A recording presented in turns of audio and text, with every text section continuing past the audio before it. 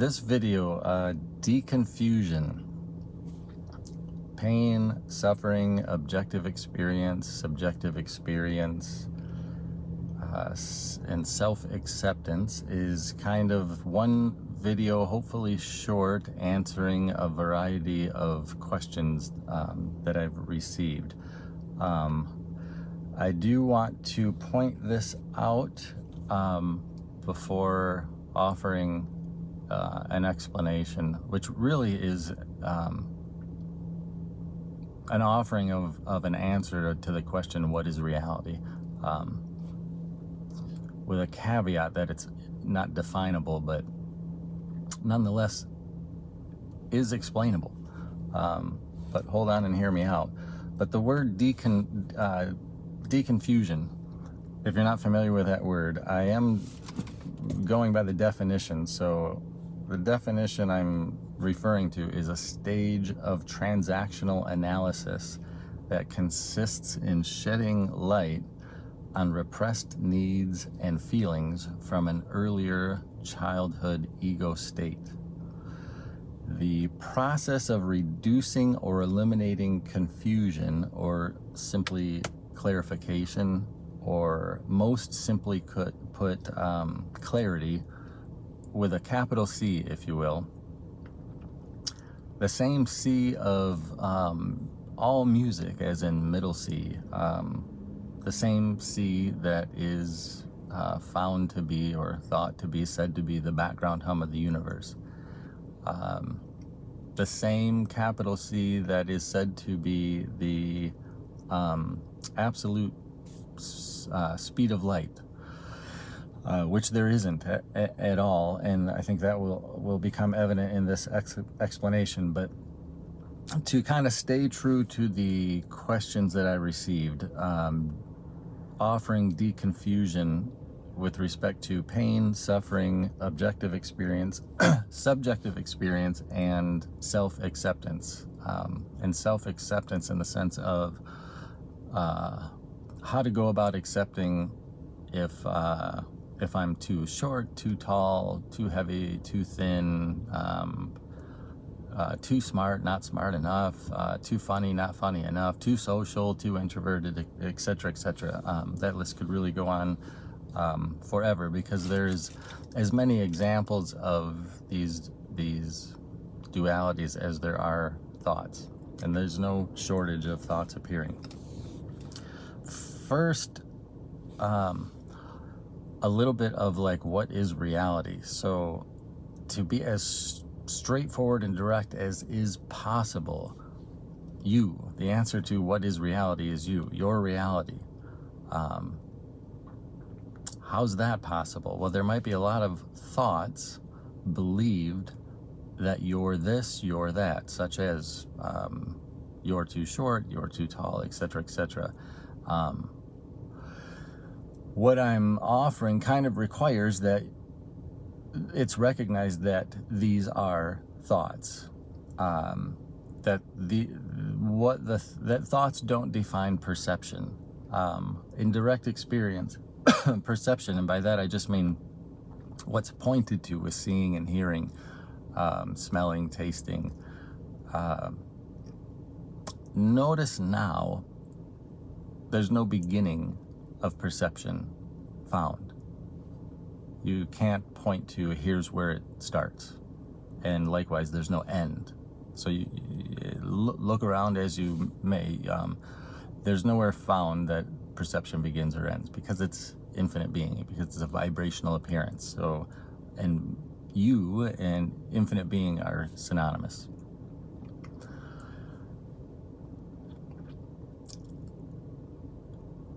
First, let's consider experience. That is the way I'm using that term is the same with the universe, or that there is experience, that there does seem to be a universe, that there's creation or seems to be creation. But experience is kind of I find to be the simplest word. So first question, for infinite being, is there an experience? And notice infinite means not finite. If there is infinite, there is no finite. Which again, for the sake of clarity, is exactly what I'm saying, that you are infinite being, and there is no such thing, and never was such a thing as finite, also known as matter. I can also see where that would sound like an outlandish suggestion or claim, because there's like this apparent worldwide search for thousands of years for matter. It always seems to be that it's going to be found, the God particle, etc., etc. For infinite being, there is no experience. There never was, there never will be, there never could be experience. Infinite being can make it seem to itself that there is other than itself or experience. And being, and these words just point, but infinite being, I think unconditional love or infinite unconditional love is a better pointer, but words just point. Infinite intelligence is another term which points to you. So knowingness, infinite knowingness without any finite thing to know is another way to point.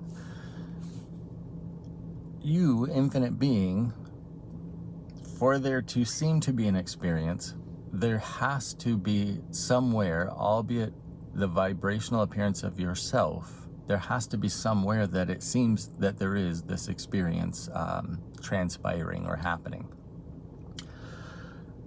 So you simply be of the light that you are, you simply be a sphere of light,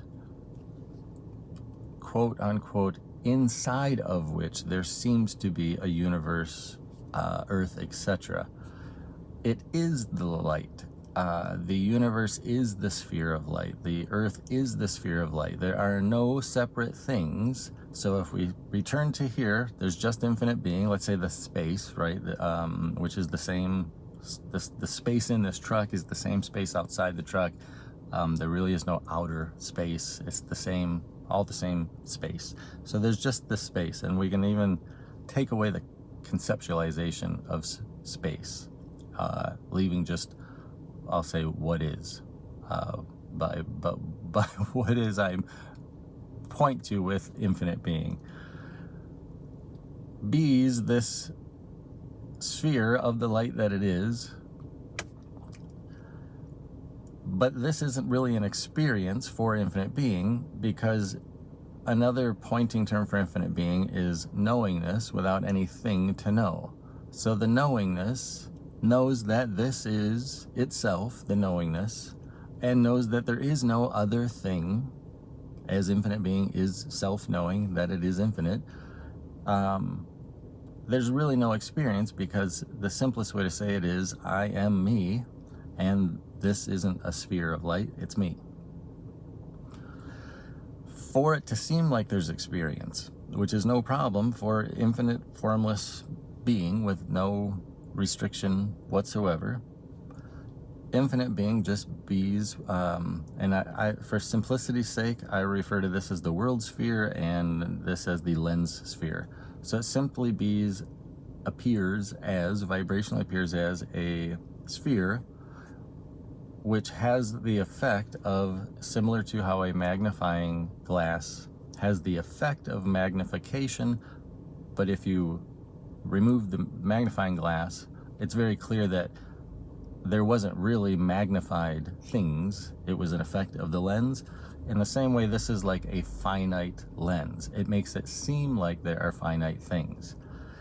It's the, again, the space, but take away that concept, which is intrinsically infinitely intelligent, that then veils itself of its own infinitude, and that infinite intelligence that you are, experientially in this lens, then seems like what's commonly referred to as thoughts, or one at a time finite thoughts. The thoughts arise post forgetting your own infinitude by veiling yourself by being the two spheres. Then thoughts arise about the world and the things in the world, about there being separate selves, namely about there being enlightened selves and unenlightened selves. Thoughts arise in this sphere about Phil knows this and I don't, or like the Buddha was enlightened, so there's something the Buddha knows that I don't, etc., etc. But these are all thoughts arising in here. The Buddha is a good example. It comes to mind as it's said that when the Buddha was asked what was attained or what was realized, laughing, the answer was nothing. Nothing as in not a thing, nothingness, infinite being,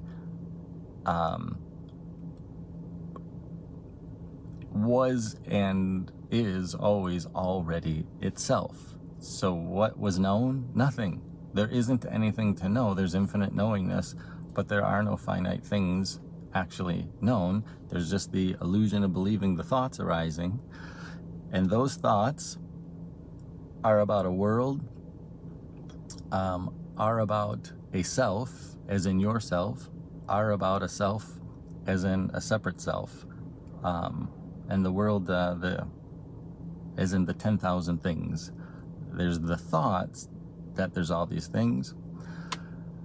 The thoughts arise in a privatized manner, if you will, because the thoughts don't arise in the world sphere. The thoughts arise in the lens sphere, and therein seem to be a separate thing. Thoughts seem to be something separate in and of themselves, so to speak, and are believed to be about the world or about selves.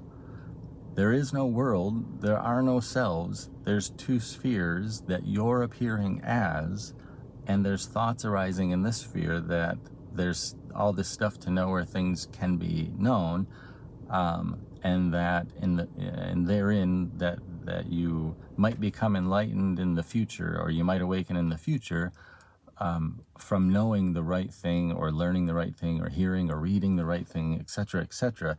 These are all just thoughts arising, and that's the very activity of thought that is the veiling of the knowingness, which is the infinite knowingness, which is whatever thoughts are arising right now. That's the infinite knowingness that is knowing of the experience of the thoughts arising. The knowingness or the infinite being is never going to be at the other end of those thoughts, such that there's a thought that's true about infinite being, because infinite being is already being the lens in which the thoughts are arising, and is already the awareness of all thoughts, the consciousness conscious of all thoughts. So, excuse me, pain and suffering, to get on point here.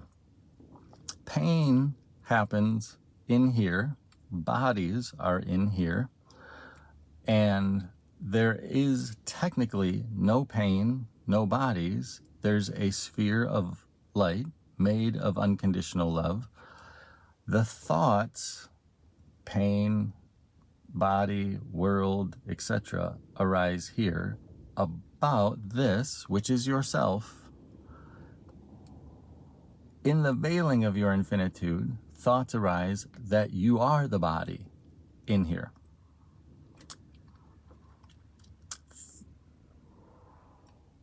There aren't things in here. There aren't bodies in here. There are thoughts arising here that this is the case. But that is not the case.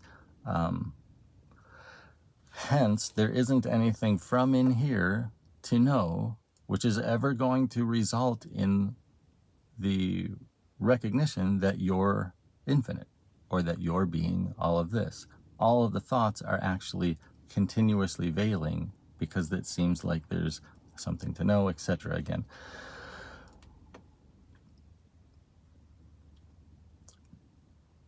so pain as a thought that points to experience of being this world sphere isn't quite the same as suffering. Suffering is thoughts that arise as and in or as if in this lens sphere by which you veil your infinitude so it can seem that there's an experience of the world. Thoughts, because infinite being, you are already infinitely, unmeasurably free and infinitely, unmeasurably creative. Thoughts can arise that the content of the thought, or what the thought seems to be about, can actually be in discord with you, the unconditional love, the infinite intelligence that is being the sphere of which it seems thoughts are arising in. So pain happens in the world because you're being the world. What's felt is actually the unconditional love that you are as pain in being the world. Suffering arises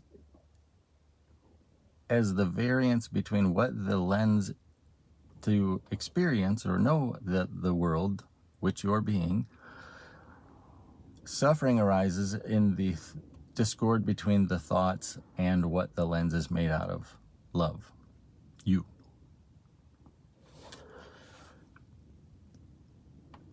A lot of suffering arises from misinformation in the world that then is believed in the lens. The thoughts that arise, conjecture, the thoughts that arise in the lens that come from the world that seem to be about you, but they're not about you, but they're felt, that discord is felt. Unfortunately, it's almost always, it seems that it's almost always overlooked. Such as there being objective experience or subjective experience. So for you, infinite being the world sphere and the lens sphere, therein forgetting your infinitude, it seems like there are objects, but you're being the sphere, or what we could call perception.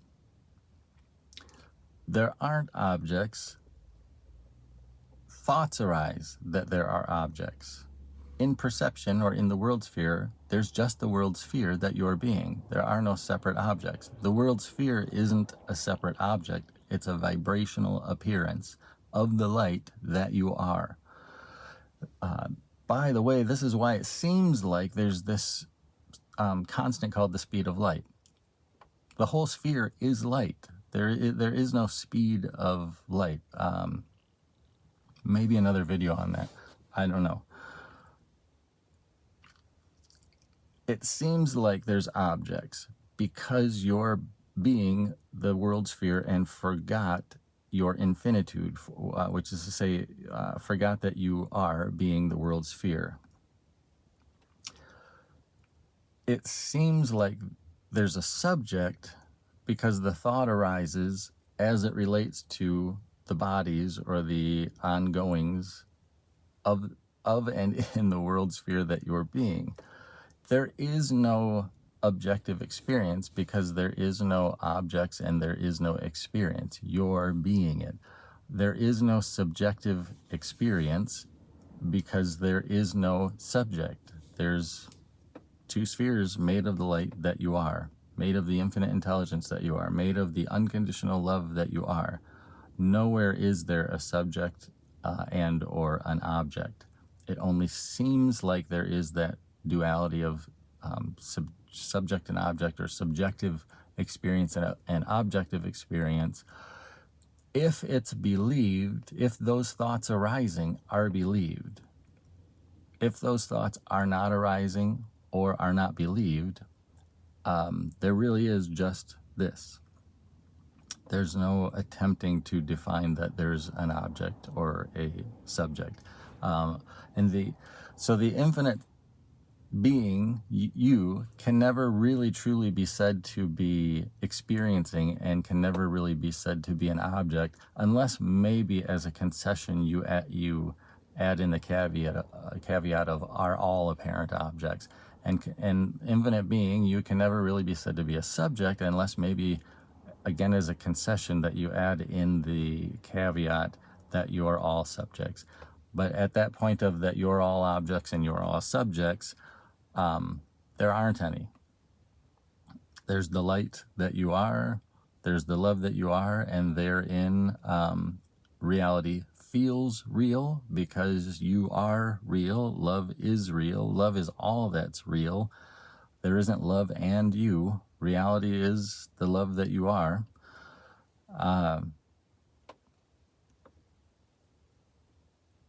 That's what's felt. That's all that's ever felt. So again, if the question is why does reality feel real, it's because you're being reality and you're what's real. Any thought that comes up about this reality that's real is just a thought that you're appearing as. Why is there suffering when thoughts, if I'm love and thoughts and infinite and thoughts appear here, and suffering is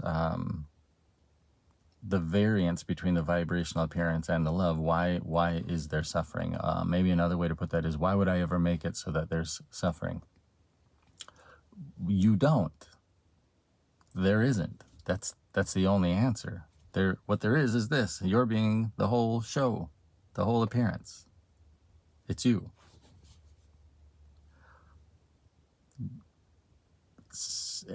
Categorically, as suffering would be, then a thought arises. That's not the case. There's maybe gross suffering and subtle suffering.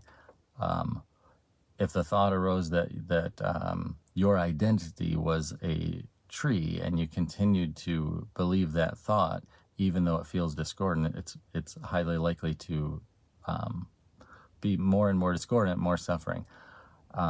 Likewise, though, and this is tricky, if the thought arises that I'm enlightened, that I'm infinite being, that I'm the enlightened self, etc., anything like that, that also is a thought arising, and it will feel slightly discordant, subtly discordant, because the implication or the experiential implication is that there is something other than the infinite being that is being the sphere and the thoughts. So in application to a body or a body mind in the world sphere, there aren't any enlightened selves. There's no such thing as an enlightened self, because there's no such thing as selves. There's bodies appearing via the you appearing as the world sphere, and then there's the thought that there's separate things in here, such as individual bodies, individual people, etc., and that some are enlightened, some are not, etc. The discord of that is felt. And as always, if there's any follow-up questions, there is a forum at actualityofbeing.com. Feel free to ask whatever comes to mind. Or just simply recognize that it's a thought and let it go, and, so to speak, return attention to yourself, to experiencing the world that you're being, experiencing, so to speak. Self-acceptance. Having said all that, what if I'm too tall, too thin, too short, too fat, etc., etc., etc.? Having said all that, notice the discord, the suffering of those thoughts. It's fundamentally because you're being this, those thoughts are arising, that the thoughts are arising that you're the appearance, that your identity is the body or body mind or person or human. All of those are thoughts that are arising here, and those thoughts are being believed that you're only this finite self which was born, though there's no direct experience of being born, which dies, though there's no direct experience of dying, of death.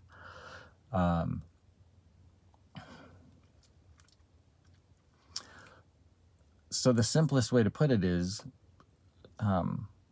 self-acceptance is like an oxymoron. It's not, there is no self to accept. The only self that there is infinite, and that's, as infinite, that's all that there is. So so the thoughts that arise, that I'm, the conditions, that I'm too short, too tall, not funny enough, too extroverted, too introverted, etc., etc., etc. They're all thoughts. The self is aware of the thoughts. None of the thoughts define or are about yourself, because you're infinite being, appearing as the sphere in which the thoughts appear, and the world which, in large part, the thoughts seem to be about. So there is no self to accept. And even, I want to say, that's what there is to accept. That there aren't separate selves. That you're infinite being. The thoughts that arise as conditions that feel discordant or are suffering. The suffering is just in, so to speak, the thoughts. It's not in the world. Evidenced by, so to speak, two people could be sitting next to each other, and one could be very happy and filled with the true nature of our being, and someone sitting right next to them apparently can be completely suffering. Again, that's not because of unconditional love, which the world sphere is only unconditional love or infinite being. It's the discord felt of the thoughts arising about identifying as a separate self and missing that you had no beginning, you have no ending. Direct experience dictates, in terms of perception, that the thoughts arise that there was a beginning to this, but where is it right now? It's nowhere to be found, because there isn't. The birth, death, and etc., etc., are just thoughts arising, are never actually found, because all there is infinite being. So another way to try to offer something, instead of self-acceptance, how about truth acknowledgement? How about considering being mentally or thought-wise unconditional about that, and see how that feels? Maybe there's overlaying a belief. So maybe there's the belief that I'm a separate self and that there are separate selves. And then maybe there's what I'm unknowingly, as in identifying as a separate self or as the body. There's thoughts that I'm believing which are actually just judgments, saying that I should be this other way, as if I'm separate and not good enough, or undeserving, or unworthy, or unlovable, or etc., etc. The suffering is just in the thoughts. The suffering's not in the world, and therein not in the body. There's nothing wrong with the body. There's the thought that there is, and that it should be different. Hence meditation and the immeasurable why it's, so to speak, why meditation leads to the truth. If you haven't realized this, it's because none of the thoughts are true, and meditation, as a formal practice at least, is taking time to just sit and not believe the thoughts, to focus on breathing from the stomach, feeling breathing from the stomach, to focus on other than the thoughts, thus allowing clarity, thus allowing the possibility to arise that maybe it is the thoughts that don't feel good. Maybe it is the thoughts that are suffering. Maybe I'm believing something's unacceptable about me or about this body. Maybe there's also the projection, the assumption that everybody else also sees it that way. How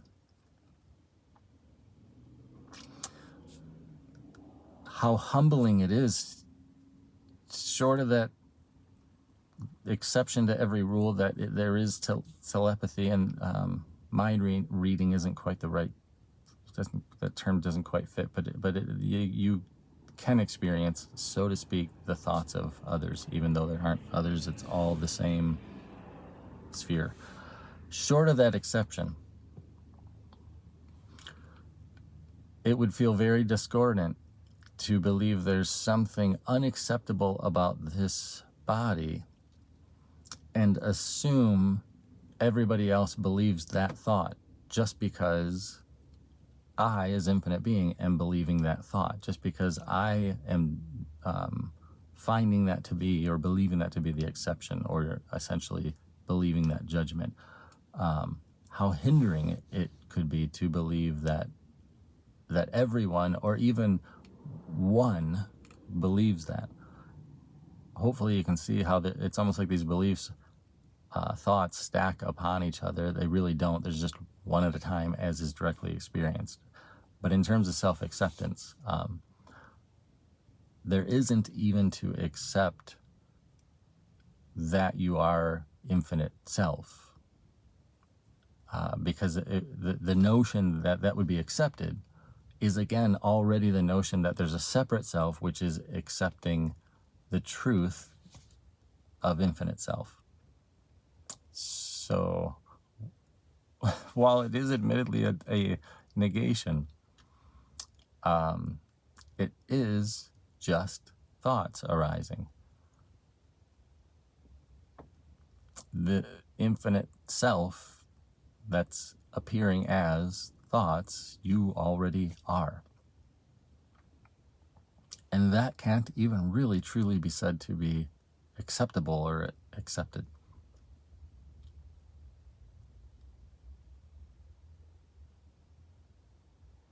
As infinite self, of course, only you can let go of any discordant beliefs. Whether those discordant beliefs are that there's objective experience, that there's subjective experience, that there's something wrong with you, that there's something not good enough about you, any of these things, that's worth considering. That because you are infinite being, only you can let go of what doesn't resonate with you, what doesn't feel good to you. Only you can consider, maybe I am believing something that isn't true, and maybe I'm thinking everybody else will think this because I'm believing this.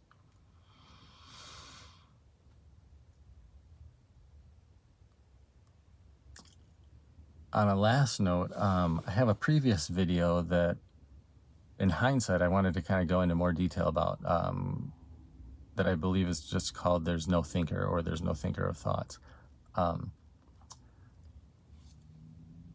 There is no thinker, and that has a lot to do with why the duality of self-acceptance comes to mind.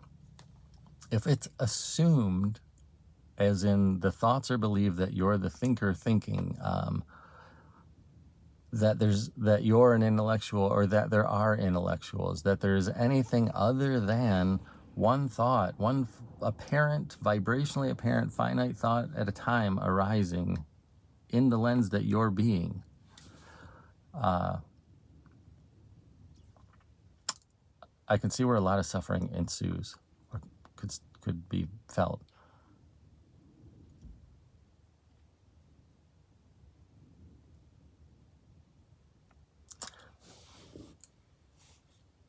But I guess I would just end with the ultimate suffering would be believing it feels discordant, or that the suffering is because it's true.